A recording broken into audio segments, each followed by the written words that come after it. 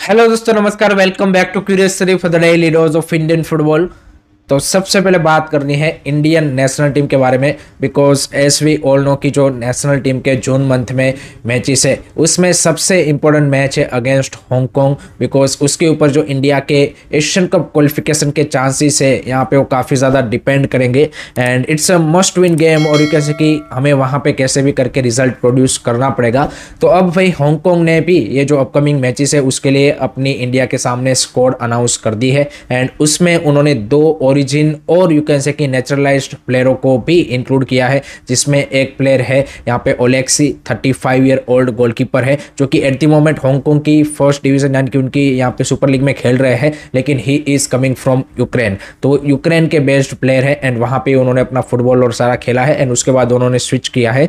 And दूसरे player है यहाँ पे मैनुअल ब्लेदा रोड्रिगुस, जो कि 34 ईयर ओल्ड स्ट्राइकर है। Again he is playing in you can say कि Hong Kong super league, but he is coming from Spain. तो स्पेन की उन्होंने यहाँ पे लोअर डिवीजन और वहाँ पे उन्होंने अपना फुटबॉल और सारी चीज़ें खेली है। तो ये दो यहाँ पे ओरिजिन और नेचुरलाइज प्लेयरों को हांगकांग ने इंक्लूड किया गया है। So it's gonna be now you can say कि interesting battle, and it's gonna be a tough, because Ashley Westwood भाई उनके कोच है, जो कि भाई इंडियन फुटबॉल को, इंडियन प्लेयरों को यहाँ पे अच्छे तरीके से जानते हैं, because he past associate with the BFC। And last year हम सबको पता है कि अफगानिस्तान के भी वो कोच थे, क्या हमारा रिजल्ट था अफगानिस्तान के सामने, आई थिंक हर एक इंडियन फुटबॉल फैंस जानता ही होगा। सो from that point of view I think it is gonna be a exciting match between India and Hong Kong, and it's gonna be tough for India. Honestly speaking हम बिल्कुल ये Hong Kong वाला match lightly नहीं ले सकते, and जैसे मैंने बताया कि इट्स अ मस्ट विन, और एटलीस्ट हमें यहाँ पे कोई ना कोई रिजल्ट ग्राइंड करना पड़ेगा अगर हमें हमारी जो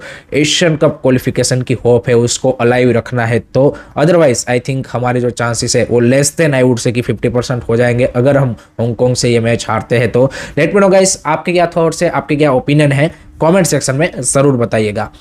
नेक्स्ट उसके बाद बात करते हैं इंडियन कंपनी है, स्पोर्ट फैंटेसी गेम की कंपनी ड्रीम 11, जिसका आपने नाम सुना होगा because it's quite a famous company. तो उन्होंने भाई रिसेंटली यहाँ पे जो इंग्लैंड का 4th डिवीजन क्लब है सेल्फर्ड सिटी FC, उनमें उन्होंने यहाँ पे ओनरशिप ली है, कुछ यहाँ पे परसेंटेज ऑफ स्टेक्स उन्होंने बाय की है, जिसके को ओनर्स है यहाँ पे David become, another big name in football world, one of the legend of the game, and उसके अलावा football Pandit and farmer Manchester United player Gary Neville. तो वो भी उनके को ओनर है सेल्फर्ड सिटी FC के, जिन्होंने रिसेंटली यहाँ पे कंसोर्टियम के थ्रू ये यहाँ पे यू कैन से कि बाय आउट किया गया है, जिसमें ड्रीम 11 भी ओनर है, ये दो यहाँ पे भी ओनर है, एंड उसके अलावा एक आध दो यहाँ पे आई थिंक अमेरिकन ओनर्स भी है। तो इन सब ने मिलके सेल्फर्ड सिटी FC के स्टेक्स बाई की है, एंड वो भी यहाँ पे आगे जाके जिस तरह की हमें रेक्सम की स्टोरी देखने को मिली है इंग्लैंड में रिसेंटली, जिस तरह से रे रेनॉल्ड्स और उन्होंने यहाँ पे उस क्लब को भाई देखिए लोअर डिवीजन से लेके अब यहाँ पे सफर आई थिंक चैंपियनशिप तक पहुँचा दिया है।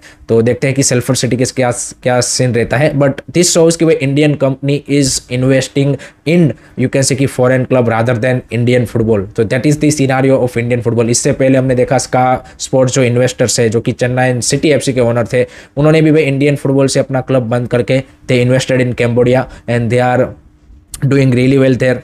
ये आप देखिए ड्रीम 11 इज अनदर कंपनी की जिन्होंने यहाँ पे इंडियन फुटबॉल में क्लब स्टार्ट करना सही नहीं समझा, and they are investing at the moment in England's 4th division club, because it's quite you can say कि simple straight business idea also, because वहाँ पे उनको प्रॉफिटेबल होने का या फिर उनको बेटर स्ट्रक्चर मिलने का, बेटर सिस्टम मिलने का, बेटर एवरीथिंग मिलने का चांसेस ज़्यादा है compare to what at the moment scenario जो इंडियन फुटबॉल में है। क्योंकि अगर यहाँ पे मान लीजिए कि वो I-League ISL का क्लब स्टार्ट करते हैं तो इन्फ्लेटेड प्लेयरों की सैलरी और जिस तरह से अभी इंडियन फुटबॉल की हालत है, सारी चीज़ें अनसर्टेनिटी में है, तो उससे तो I think it's quite obvious decision. And already भाई Dream 11 as we all know कि पिछले 2 साल से अंडर 17 चैंपियनशिप भी करवा रहा है अंडर देयर ड्रीम फाउंडेशन, तो वो वहाँ पे आई थिंक उनका जो काम है वो अच्छा है। But this also you can say कि expose the Indian footballs overall you can say कि reality कि भाई corporate houses companies are not willing to invest in Indian football, and that's the danger Indian football at the moment facing.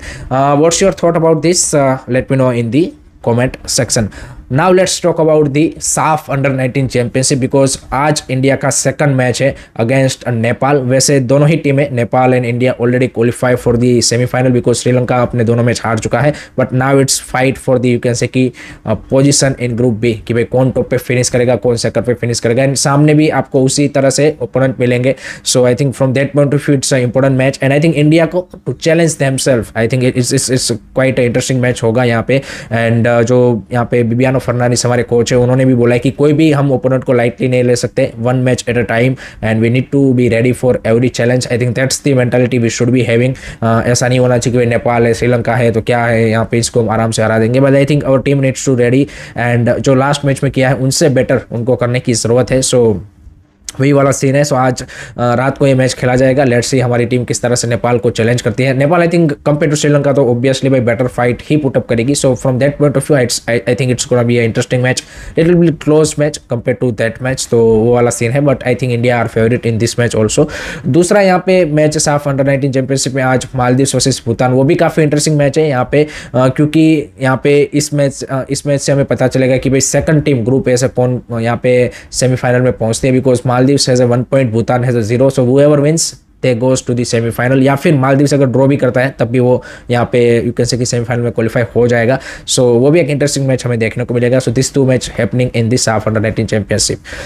Next उसके बाद बात करते हैं AIFF under 17 youth league के बारे में, जिसके कल 2 सेमीफाइनल खेले गए। पहले सेमीफाइनल में भाई जो AIFF फीफा टैलेंट एकेडमी है उनको 5-0 से जमशेदपुर FC की अंडर 17 टीम ने हरा दिया है, एंड उन्होंने अपनी फाइनल में जो जगह है वो पक्की कर ली है।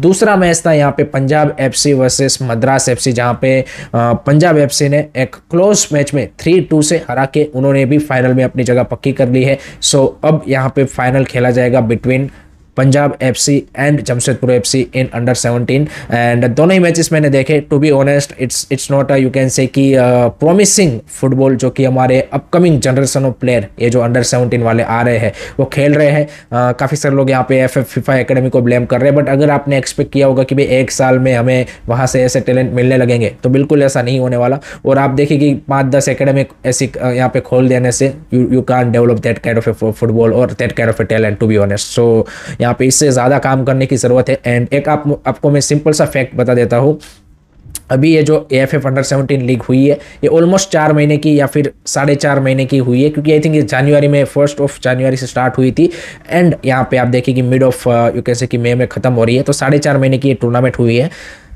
आपके जो यहाँ पे 71 क्लब है या फिर एकेडमी है, उन्होंने AIFF अंडर 17 लीग में पार्टिसिपेट किया था, जिसमें मिनिमम मैचेस मिले हैं 5, मैक्सिमम मिले हैं 15। मिनिमम 5 या 6 मिले हैं किसी एक एकेडमी को जो कि सिर्फ फर्स्ट ग्रुप स्टेज में ही खेली है, एंड मैक्सिमम मिले हैं 15 मैचेस जो फाइनल जो ये दो टीमें खेल रही है। अब इसको आप कंपेयर कीजिए जापान या फिर स्पेन के फुटबॉल से, कि जहाँ पे उनकी जो अंडर 19 अंडर 17 लीग्स होती है नेशनल लेवल की, उसके बाद में स्टेट लेवल की, और उनकी तो बात नहीं कर रहा, नेशनल लेवल की लीग में भाई उनको मोर देन 30 मैचेस मिलते हैं, मोर देन 30। तो that's the first clear cut difference कि भाई आपके प्लेयर उतना यहाँ पे यूथ लेवल पे खेल ही नहीं रहे हैं।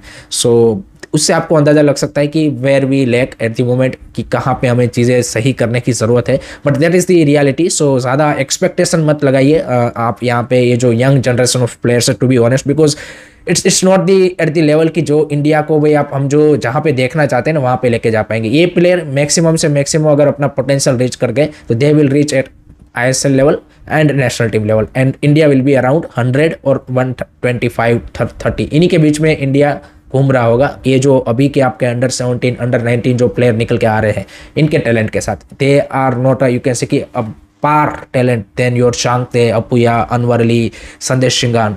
सो दैट इज़ द रियलिटी। आपका क्या इसके बारे में ओपिनियन है, कमेंट सेक्शन में ज़रूर बताइएगा। नेक्स्ट उसके बाद बात करते हैं भाई नॉर्थ ईस्ट यूनाइटेड फैंस के लिए एक बढ़िया खबर निकल के आ रही है भाई। उनके मोरक्कन किंग एलेदिन एजारे ने भाई फाइनली नेक्स्ट सीजन के लिए कॉन्ट्रैक्ट एक्सटेंशन कर दिया है, एंड ऑफिशियल अनाउंसमेंट भी क्लब की ओर से हो चुका है। So that's the big news for north east United fans, because उनको भी कहीं ना कहीं डर था कि जिस तरह का उसका सीजन रहा है, definitely there will be another big ISL club की जो उनको भाई साइन करने के लिए इंटरेस्टेड होंगे। बट यहाँ पे जैसे एलेदिन एजारे ने बोला कि भाई मेरे टीममेट्स, कोच एंड पूरा जो यहाँ पे नॉर्थ ईस्ट का स्टाफ है, उन सब ने काफ़ी इंपॉर्टेंट रोल प्ले किया टू कन्विंस मी और यू कैन से कि टू डिसाइड कि भाई मेरे को एक और सीज़न नॉर्थ ईस्ट में खेलना है। So he is staying for one more season and let hope so कि भाई नेक्स्ट सीज़न भी उसकी यहाँ पे इसी तरह की धमाकेदार परफॉर्मेंस हमें देखने को मिले तो और भी ज़्यादा मज़ा आएगा। आप इसको किस तरह से देखते हैं बता दीजिएगा। लास्ट में बात करते हैं अब थोड़ी सी वर्ल्ड फुटबॉल के बारे में। तो उसमें भाई सबसे बड़ा न्यूज़ निकल के आ रहा है रिगार्डिंग ब्राज़ील नेशनल टीम। तो फाइनली भाई Carlo Ancelotti from Real Madrid to Brazil national team is done and dusted, here we go हो चुका है and he is gonna take over Brazil national team at the end of the May and June में जो उनके matches है उसमें वो उनके हेड कोच होंगे। And I think this is a big decision from Brazil national team because as we all know कि भाई नेक्स्ट ईयर वर्ल्ड कप है, तो उसके एक साल पहले ही उन्होंने कोच चेंज किया है एंड ब्राज़ील का जिस तरह से नेशनल टीम का परफॉर्मेंस है पिछले कुछ सालों में या फिर पिछले एक डिकेड में, that is not you can say कि something you can associate with them because talent की वहाँ पे कोई कमी नहीं है। तो it's just about the you can say कि पीसीस को जोड़ने का काम है and make it work. So let's see Carlo Ancelotti इस एक साल में किस तरह से टीम को बिल्डअप करते हैं एंड क्या हमें वही strong Brazil next FIFA world cup 2026 में देखने को मिलेगी because there are so many fans of Brazil national team all over the world. I think India में भी काफ़ी सारे फैंस है बिकॉज जो उनका प्लेइंग स्टाइल है एंड ब्राज़ील एक ऐसी टीम है कि जैसे आप बोलते हो ना कि भाई खाने में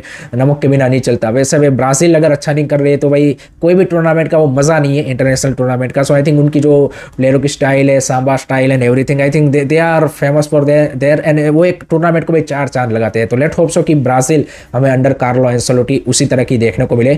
दूसरी साइड भाई रियल मैड्रिड ने अब यहाँ पे ज़ाबी अलोंसो को भी यहाँ पे उनके हेड कोच के तौर पे फाइनलाइज कर लिया है and he is also gonna take over at the end of the May and वो यहाँ पे फीफा क्लब वर्ल्ड कप में चाहते हैं कि भाई ज़ाबी अलोंसो के अंडर वो खेले यहाँ पे एंड ट्राई करना चाहते हैं कि भाई वो टाइटल एटलीस्ट वो इस सीज़न जीते क्योंकि विथआउट ट्रॉफीलेस वो यहाँ पे इस सीज़न जा रहे हैं। सो लेट्स सी ज़ाबी अलोंसो के लिए भी it's gonna be big challenge now at Madrid. Bayer Leverkusen में उन्होंने ज़बरदस्त यहाँ पे काम करके दिखाया था but now Real Madrid is totally different club in terms of the you can say कि everything. So I think the challenge is expectation will be much more higher and team भी उनके पास तगड़ी है। So it's gonna be interesting next season कि भाई किस तरह से अंडर हिम मैड्रिड खेलती है। उसके बाद बात करनी है वियतनाम नेशनल टीम के रिगार्डिंग एक इंटरेस्टिंग खबर निकल के आ रही है कि जो बर्नली क्लब है एट द मोमेंट इंग्लैंड की चैंपियनशिप में खेल रहा है एंड नेक्स्ट सीजन के लिए प्रीमियर लीग के लिए प्रमोशन ले लिया है उन्होंने। उनके जो अंडर 21 के प्लेयर है ब्रेंडन एलवाई, उन्होंने यहाँ पे इंटरेस्ट दिखाया है to represent Vietnam national team and वो यहाँ पे चाहते हैं कि आगे जाके वो वियतनाम की नेशनल टीम को रिप्रेजेंट करे। सो लेट्स सी अगर वियतनाम FA उनको अलाउ करते हैं then you can see him in the Vietnam national team. He is a defensive midfielder and next season वो यहाँ पे जब बर्नली प्रीमियर लीग में खेलेगी तो ही मोस्ट प्रोबेबली उनकी जो सीनियर टीम है उसमें भी प्रमोट होंगे क्योंकि अंडर 21 में उसकी अच्छी परफॉर्मेंस रही है। So he is gonna play Premier League. So आप देखिए कि भाई अराउंड अस जो एशियन टीम्स है Vietnam, Bangladesh, Indonesia, Malaysia, Thailand, this all countries are bringing a origin players and making their national team strong but we are at the same level. So what we can see, so that is our reality and that's there.